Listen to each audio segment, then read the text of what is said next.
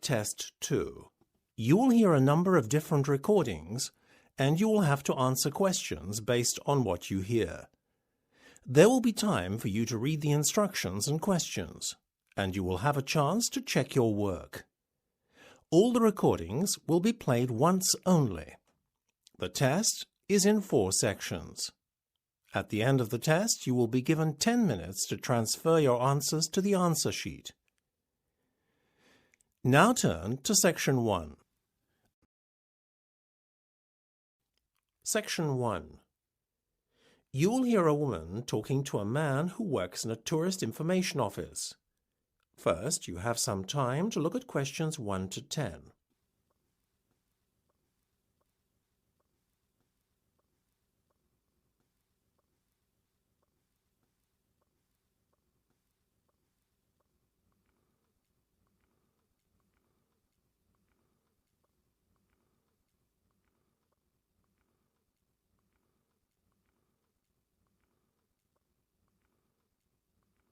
You will see that there is an example that has been done for you.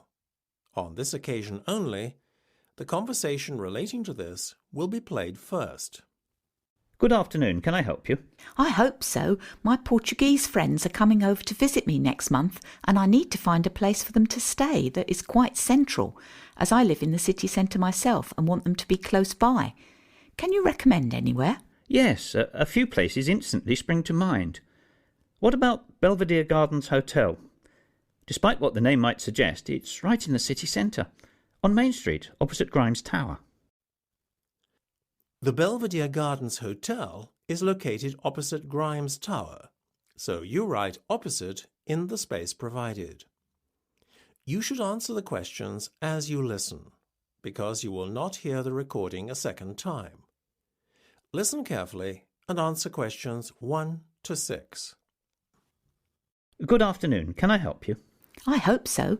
My Portuguese friends are coming over to visit me next month, and I need to find a place for them to stay that is quite central, as I live in the city centre myself and want them to be close by. Can you recommend anywhere? Yes, a few places instantly spring to mind. What about Belvedere Gardens Hotel? Despite what the name might suggest, it's right in the city centre, on Main Street, opposite Grimes Tower. How much is it per night, please? Quite reasonable given the location. $50, and that is inclusive of a continental breakfast. Oh, that sounds nice. What about other meals? Do you have to pay extra for them? Yes, unfortunately lunch and dinner are not included in the price. The hotel does have a very fine restaurant though, and I would thoroughly recommend the buffet dinner there. Customers should be seated by 7:30 in the evening when the buffet starts. I'll keep it in mind. Is there anywhere else you can think of?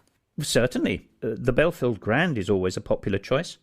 It's located a little further out, though, on the south side of Edgware Common. Perhaps that's too far from the city centre. Not really. It's only a few stops on the subway. Depends on the price. Believe it or not, the Belfield is more expensive than Belvedere Gardens, $55. Oh, that's no good. Mind you, there is a $10 discount offered to customers who have booked online. There's also the fact that the price is inclusive of all meals, breakfast, lunch and dinner, served in the guests' lounge. Before listening to the rest of the conversation, you have some time to look at questions 7 to 10.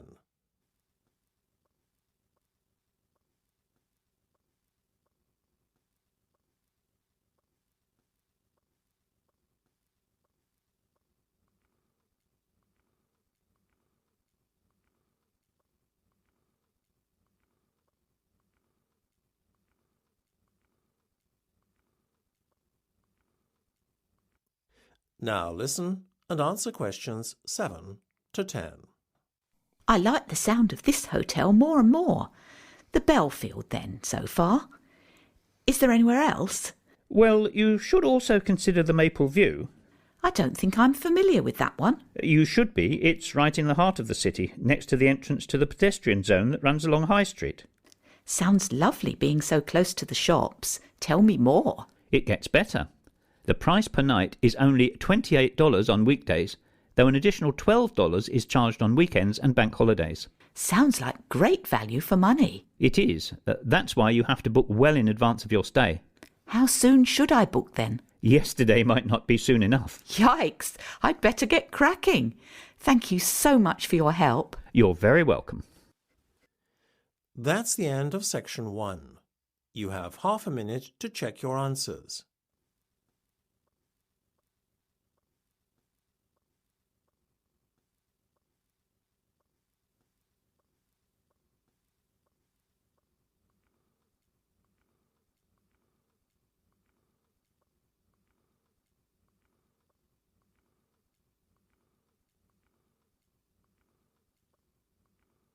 Now turn to section 2. Section 2. You will hear a tour leader talking to some tourists. First, you will have some time to look at questions 11 to 16.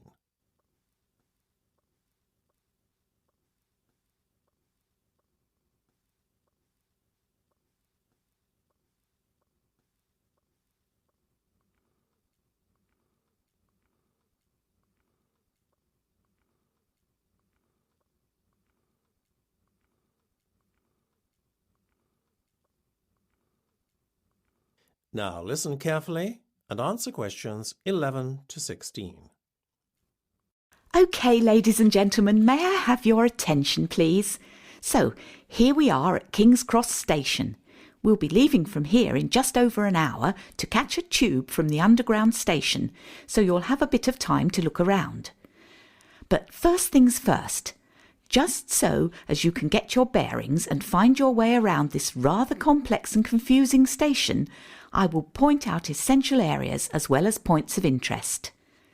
At the moment, we are standing in King's Cross Square, facing two main exit doors, one off to our left and the other off to our right.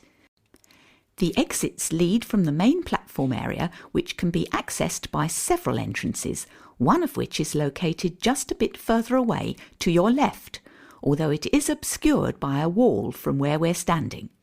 Oh, by the way, that building standing on its own, the larger, not the smaller one, on your far left is the Great Northern Hotel.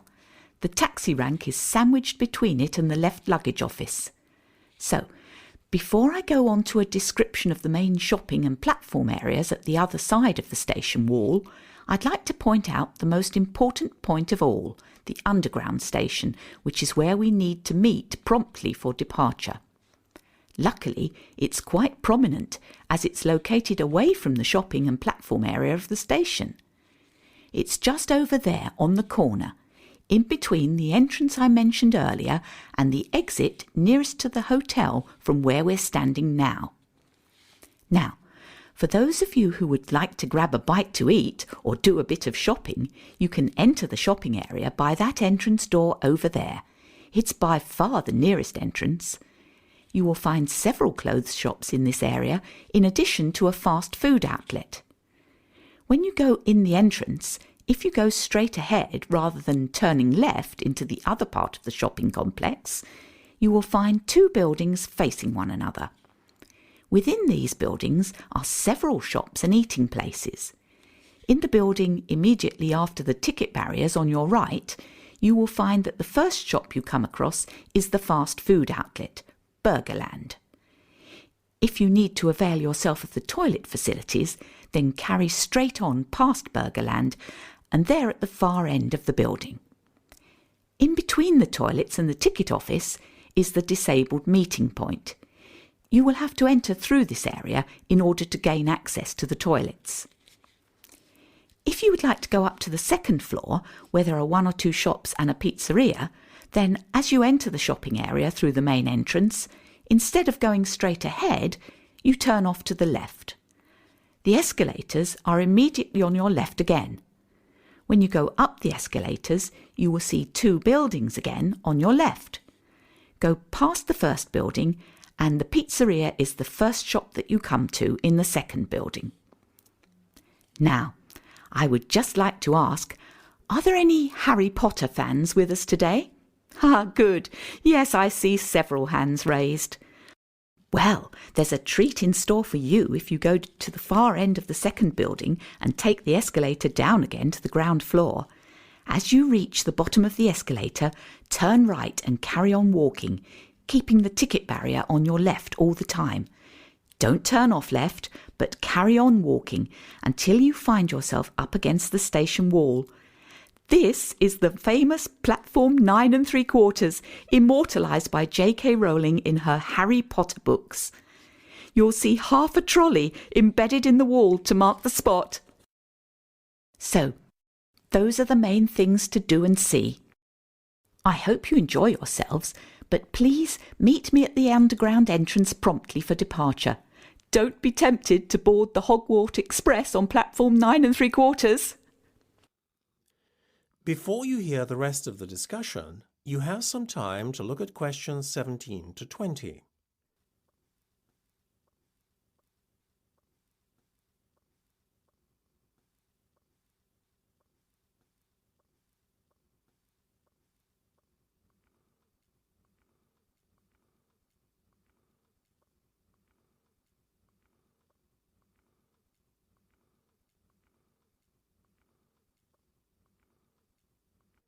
Now listen and answer questions 17 to 20. Good. Welcome back. I'm glad you were all punctual. As you know, we have a packed itinerary which will give you a taster of London's major landmarks. Before we enter the Underground, I would just like to give you some important information. Firstly, for those of you unfamiliar with the London Underground, you must retain your ticket throughout the journey, only surrendering the ticket at your final destination.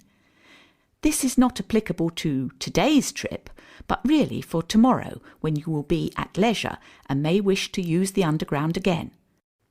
For today, we have a group ticket, which means that we have to stay together at all times whilst travelling on the Underground.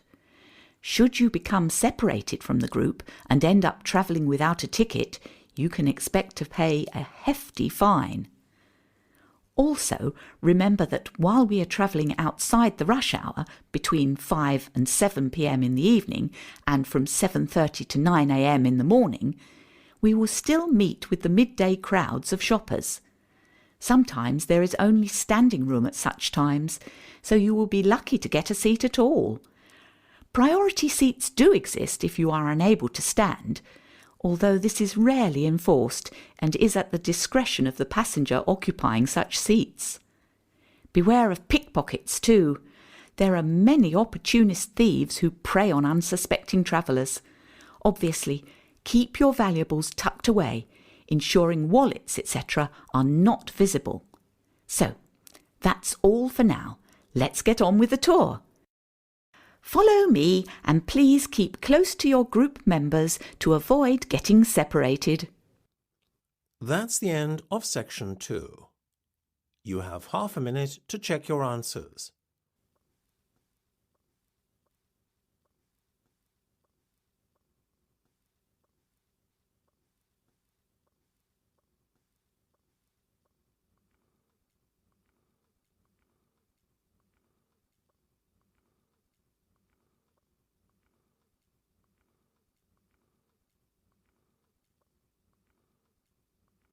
Now turn to section 3.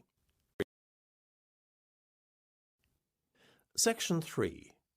You will hear a discussion between Steve and Melissa about their commerce course. First, you have some time to look at questions 21 to 25.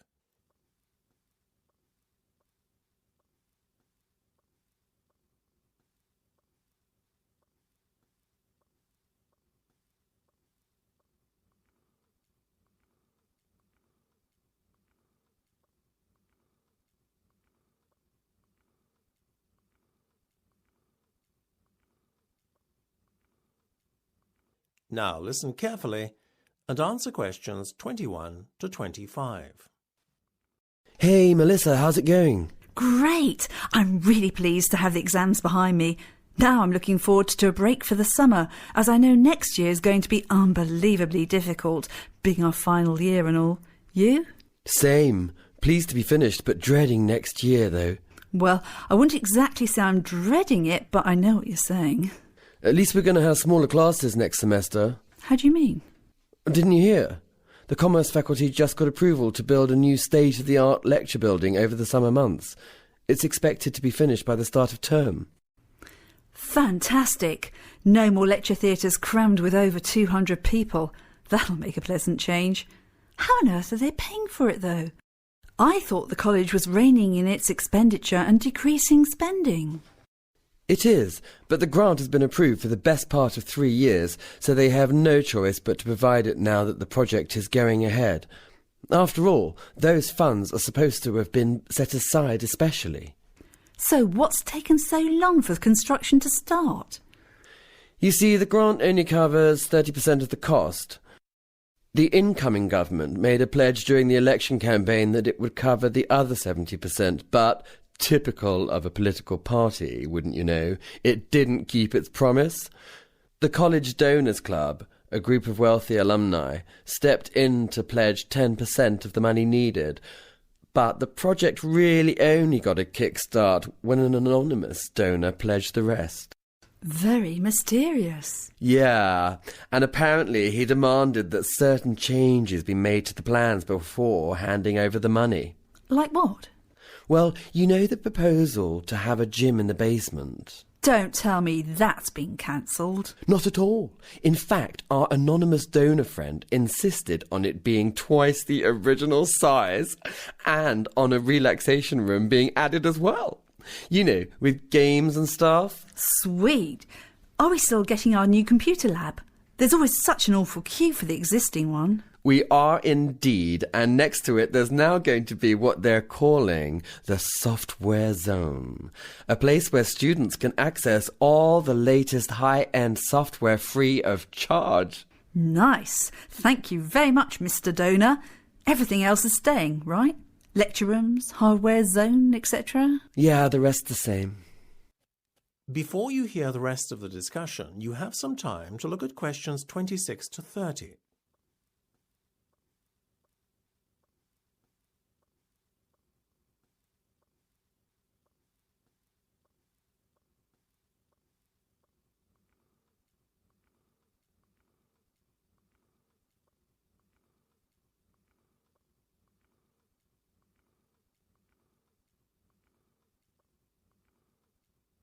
Now listen and answer questions 26 to 30. By the way, on the subject of college next year, Steve, have you decided what courses you're going to choose yet? Pretty much. I want to major in marketing, so I'm focusing on the international markets and product placement modules. Will you be joining me? Well, you know I prefer human resources. That'll probably be my major. But if you twist my arm, I'll probably join you for the first one. No way on all that product placement nonsense, though. Sounds boring. Organisational behaviour is a requirement if you want to major in HR, as is managing people, so I'll definitely do both of those. Will you join me on them then? Sorry, Melissa. You know, HR is just not my thing.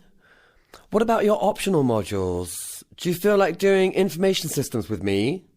We all need to know a bit about the digital world after all. I'll get back to you. I haven't ruled out public relations either.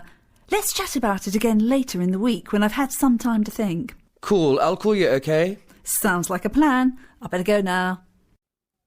That's the end of section 3. You have half a minute to check your answers.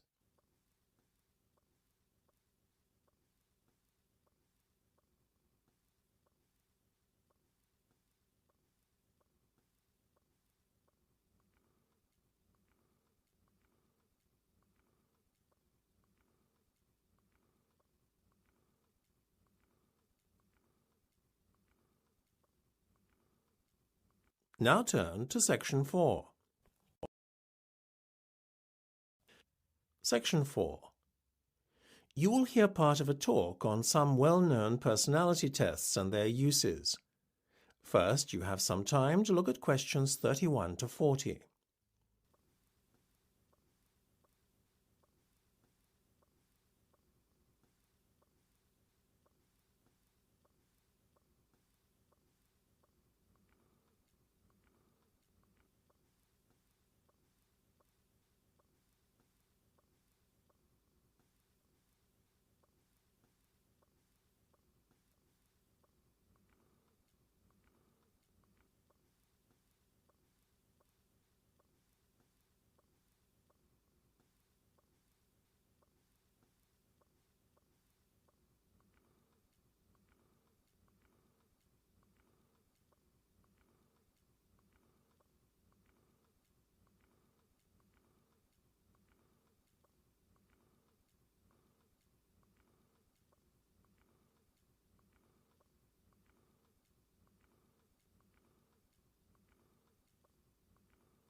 Now listen carefully and answer questions 31 to 40.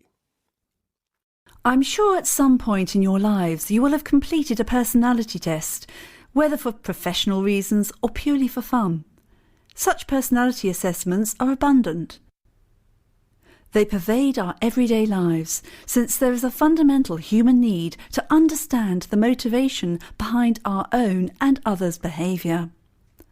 Learning how to assess personality permits greater understanding of the motivating factors affecting the way we communicate and cooperate with others, in addition to how we relate to others on a personal level. So now that we've talked about why personality tests are so important, let's take a look at the most well-known tests and see how they compare. Well, first off, we have a favourite of careers officers and potential employers alike, the Graphology Test. The word graphology is derived from two Greek words meaning writing and word. Essentially, it is an assessment of personality based on handwriting analysis. How an individual dots his I's or crosses his T's, in addition to whether writing is slanted or level, is believed to be indicative of the individual's personality. Whatever your opinion may be of this method of personality assessment, at least it has stood the test of time. The Graphology Test, as a measure of personality, was first proposed by a certain Juan Huerta de San Juan as far back as 1575, and it has seen fluctuation in its popularity since then. In the 20th century, Alfred Binet was so convinced as to its validity that he termed it the science of the future. And indeed today, it is still a very popular method of personality assessment. Its validity, though, as a measurement of character, is dubious. The British Psychological Society has even gone so far as to rank graphology alongside astrology, giving them both zero validity.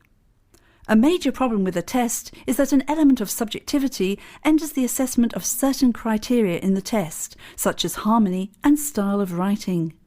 However, in its favour, the test is relatively quick and easy to administer. Next, let's look at the Rorschach or inkblot test, which is one of the better-known tools of psychological assessment. Popularised in party game versions of the test, the Rorschach test has received mixed reactions amongst psychologists. Whilst many dismiss the test as a pseudoscience, it is nevertheless used by prestigious mental health organisations such as the Tavistock Clinic as a valid tool for personality assessment. Admittedly, assessing someone's character based on their reactions to a series of inkblots on pieces of card might seem somewhat ludicrous. Whilst there is a tried and tested methodology behind the construction of the test and assessment of individual responses, the test is subject to cultural bias. The perception of the card's contents are liable to be biased by cultural factors, making the individual responses somewhat meaningless. So, moving on to a test that has similar features to the Rorschach test, let's look at the Lucia colour test. As with the former test, the Lucia colour test assesses an individual's subjective reaction to a series of cards. However, unlike the Rorschach, the Lucia test consists of a series of coloured cards that the individual has to rank in order of preference. How the individual ranks the different colours is believed to be indicative of their personality. While some believe the test to smack of pseudoscience and many question its validity, there is, however, a biological basis to the test, which makes it more of a convincing tool of psychological assessment than many other personality tests. Certainly, its use by psychologists and doctors, as well as authorities such as government agencies and universities to screen their candidates, would seem to be a strong argument for the validity of the test. A major plus to this test is that it is so accurate that it is even sensitive to mood change. Individuals, therefore, taking the same test at different periods of time will see a correlation between results and mood. Finally, I would like to refer to the TAT test or the Thematic Apperception test to give it its full name. On the face of it, it is a very simplistic test. As with the Rorschach and Lucia tests, the individual is dealt a series of cards. However, on these cards are depicted a series of ambiguous scenes involving groups of people. The individual is required to make up a story about each, and the individual is then assessed based on the content of each story. Whilst the test is quick and simple to administer, critics of the test argue that there is a lack of standardisation of the cards and scoring systems, making comparisons between individuals problematic. This, therefore, undermines the validity of the test. Nevertheless, the TAT test is still used as a tool in fields as diverse as psychological research into occupation preference and partner selection and forensic examinations to evaluate crime suspects. It is therefore a matter of individual preference as to which test is used when employed for professional reasons. All these tests, though, have their benefits and their drawbacks. No one definitive test exists that provides 100% accuracy in assessing personality. That is the end of section 4. You now have half a minute to check your answers.